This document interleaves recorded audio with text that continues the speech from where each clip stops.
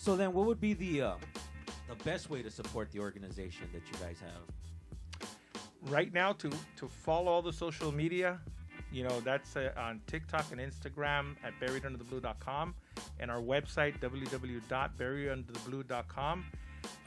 We're going to be releasing a lot of stuff in this year that's going to take us back to a point to step one in our history. Our story is not just the story of the people of Palo Verde.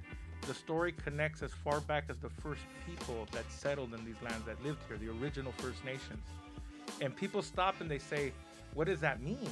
How could anybody be connected? There's a lot of things that are happening right now that people don't understand, but they're reconnecting to those indigenous roots that are going to tap into something that's much bigger. And that answers kind of like your first question, why now?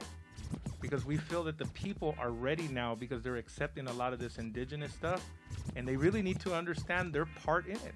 It's deeper than what most people know. Would you agree with the statement that history repeats itself? Oh, definitely. That's why I tell them this. Our first eviction notice is 1492, and this was the doctrine of discovery. All right? People don't relate to that, but this is when your lands were taken. You owned them at the time, right? And this is why our organization, we talked about this. And we said, you know what?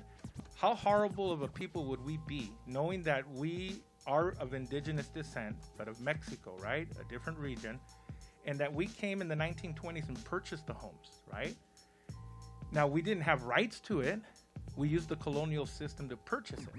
So that, in some ways, is wrong. So me and Melissa talked, and we were kind of like, hey, we need to tap into that indigenous. Because if we're going to talk about reparations starts with the First Nations all the time. Doesn't matter where you come from, whether you own. Our story goes back to the first people of the Alley Basin, which is the Quiche Nation. And the Quiche Nation, talking to Chief Andy, is that the agreement would be that they would obtain the land. Our families are entitled to the investment that our grandparents paid so that we could have homes down the line. And this for us is real true land back. Right? Because we've made the agreement with the Quiche without government involvement. This is just about us being people sitting down and saying, hey, we have to do it. In dealing with colonization, for lack of a better term, and dealing with the laws that are in place now, would you be able to furnish paperwork or documents that would back that? I mean, you get what I'm saying? Like, because we could say, and it could be an oral story passed down, but are there any documents or where could we look into that, or anybody listening right now where they could see the actual documents of like home ownership, or where the people, like, were they really pushed out, or did they buy them out, or you get what I'm saying? Where could they start to look for that information? Definitely. Let's remember one thing about the history of Los Angeles and its indigenous people. The colonial system made sure that everything was burned, not documented. And that's for a reason, because they built the system just like with the Native American people, right? That you have to prove to a government who you are. And so, I can't go back to the tribal lands and say, hey, let me go to your Hall of Records and let me pull my birth certificates, because those are gone.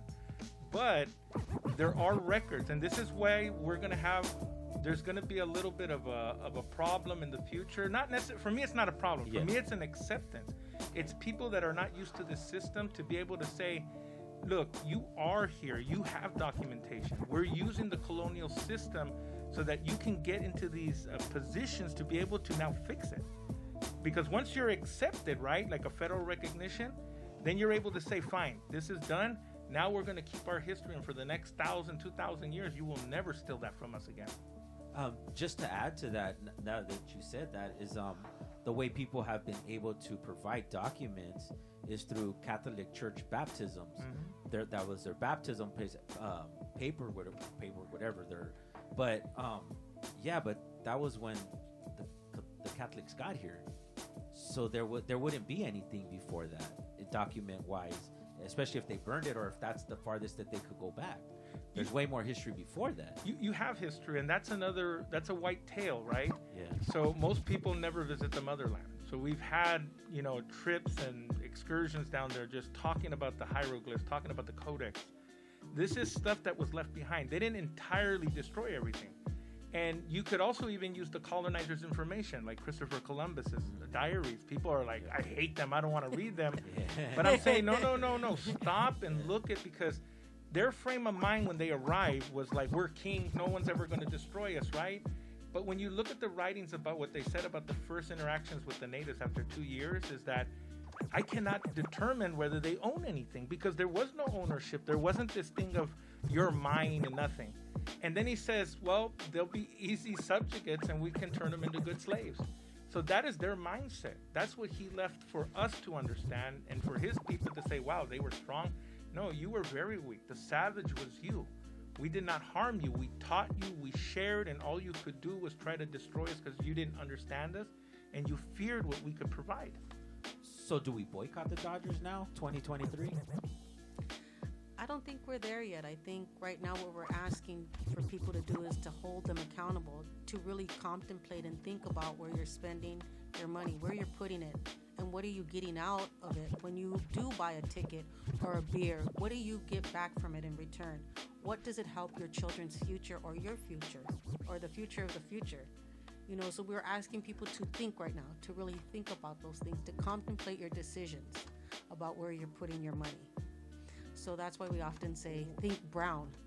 Think brown with your brown money and your economics. So, devil's advocate, then, what entertainment do you recommend that you take my family on? We go every year. We go. It's a celebratory thing. We've been doing it for years and years. So then, what's the alternative? Or like, you get what I'm saying? Like, we have to provide an alternative, obviously, because everyone in LA grew up blue. I mean, everywhere. That's why it must be hard for you guys. Everywhere you turn, it's Dodger blue everywhere. Yes and no. I mean, right now we have community organizers that are starting to make indigenous events that are bringing them free to the community, so that this way they can start to cultivate and reconnect. Just like we just Notemi, I think, wasn't that what it was called? Just recently. In Santana, right? So it was the ending of looking at the year, looking back at what you've done, reflecting, getting rid of the old, preparing for the new, which is Mexica New Year, which is coming on the 24th?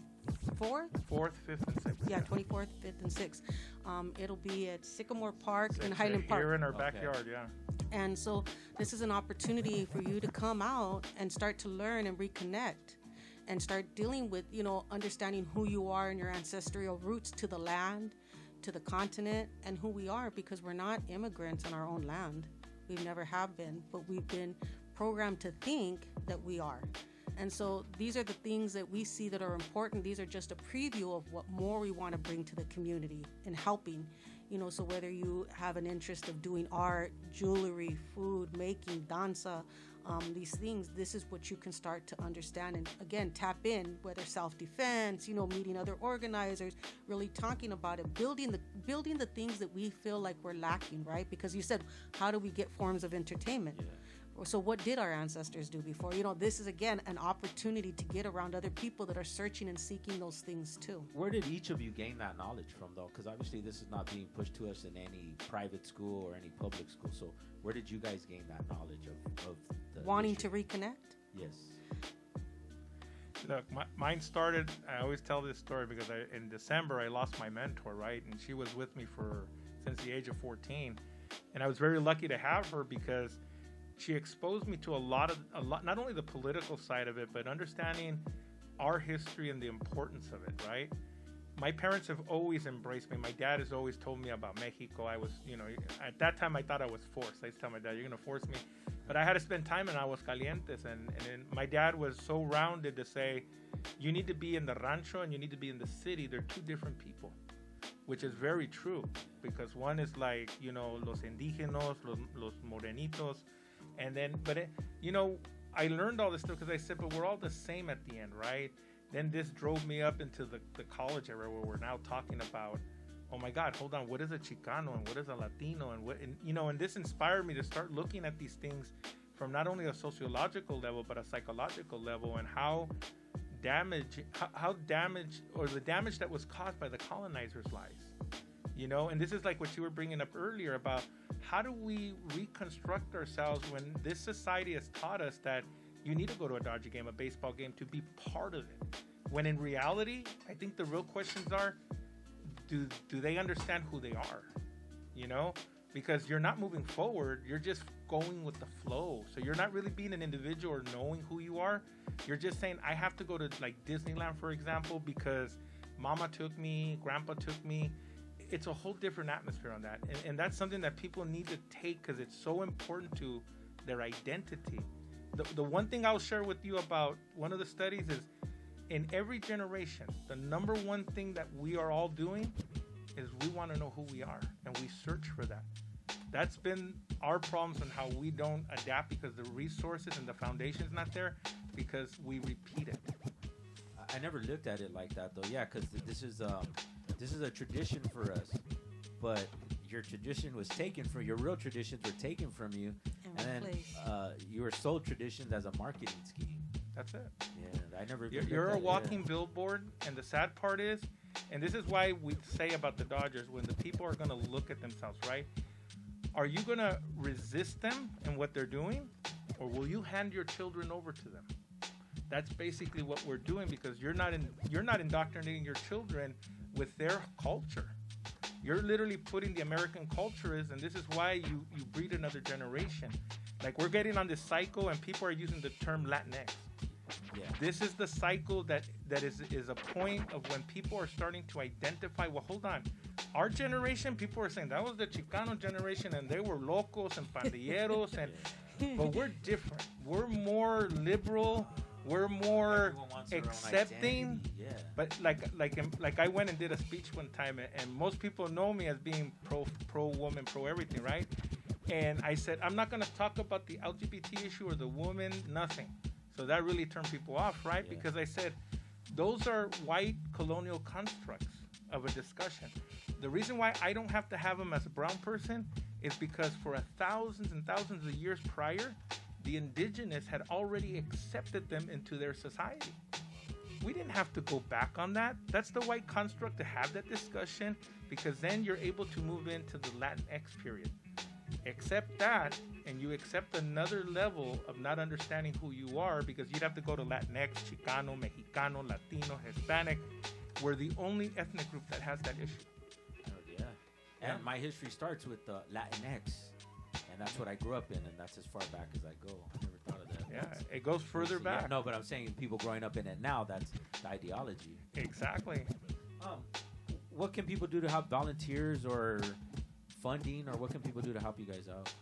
Well, we kind of leave that open to whatever they want to offer, you know, because different people possess different skill sets. And so when they come with what they want to contribute, right, so that they don't feel burdened, they offer, and then we work with them to cultivate an ideal. Or maybe they come with an ideal and we say, okay, well, this is how we want to put it together. So the best thing is to shoot us an email, reach out to us on Instagram, Twitter, Facebook, any of those platforms, TikTok, and, you know, tell us, say, hey, I'm interested in getting involved. I'd like to help, and this is what I can offer. I want to contribute. And then from there, we have a meeting, and we talk about it, and we discuss how we can execute that.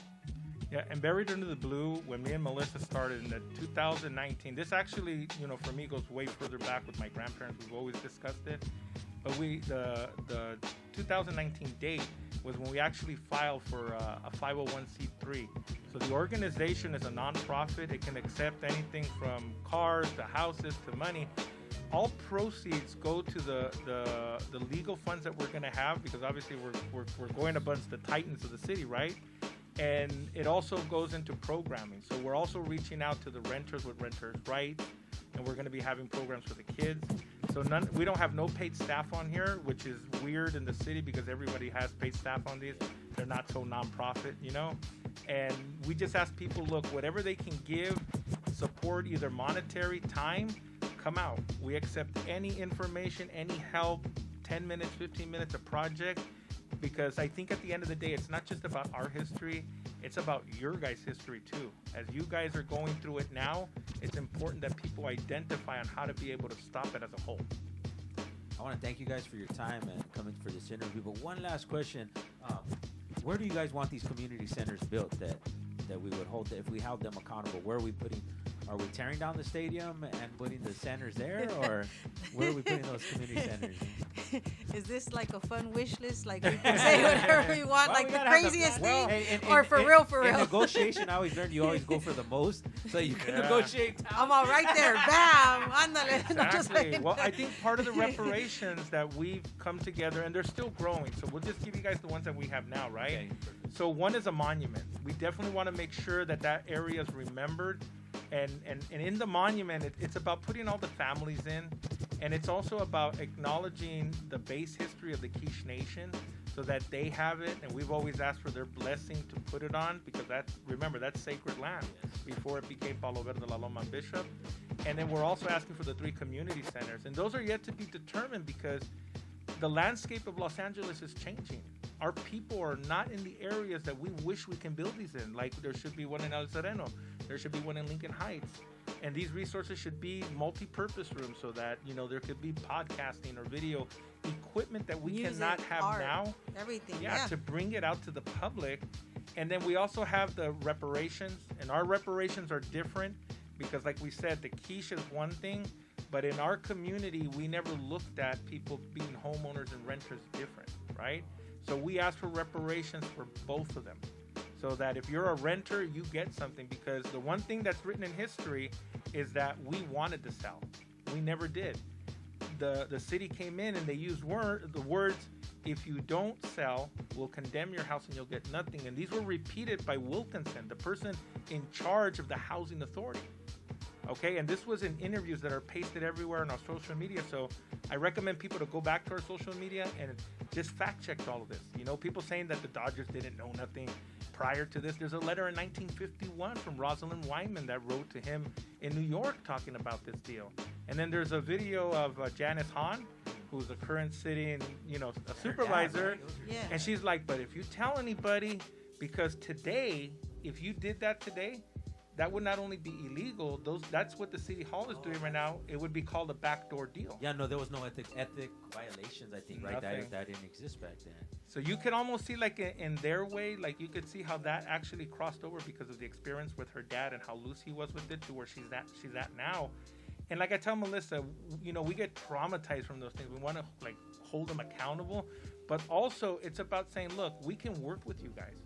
We understand the process. We want to make sure that what we're involved with in land back is true land back nationwide, not what we have today. Today, what we have is a political posture of land back. If it doesn't go to the indigenous people first, the First Nations, then you're doing just a recolonization of land. You're doing it wrong.